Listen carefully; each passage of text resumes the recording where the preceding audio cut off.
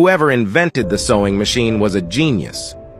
We know that when you sew by hand, you have to go through the top and pull it out the other side. But what we see in the sewing machine is that it just passes through one side of the cloth and pulls it back out. So how do these threads stay on the cloth? And it's very fast. We all know that every needle has an eye, and that's been true since the beginning of time. Until 1755, a man named Charles probably thought it was too cumbersome to sew, so he created a needle with a point at both ends, and the eye was moved to the bottom, so you don't have to turn the needle over and over again. Surprisingly, this needle is still used in sewing machines today. But there was still a problem. Even though the eye end of the needle can pass through the fabric, but when we pull the needle out, the thread also comes out. It's not hard to solve this problem.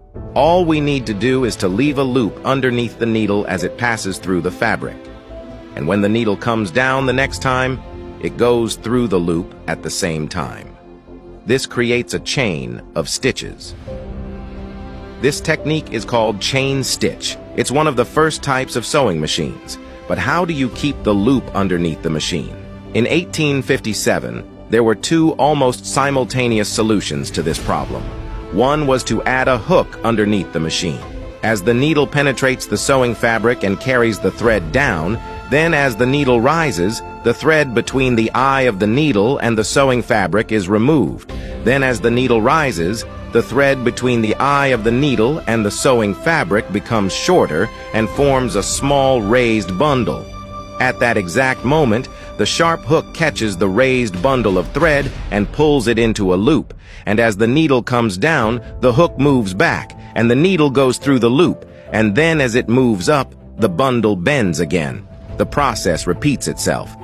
The other design is much the same. Only the hook is designed to rotate.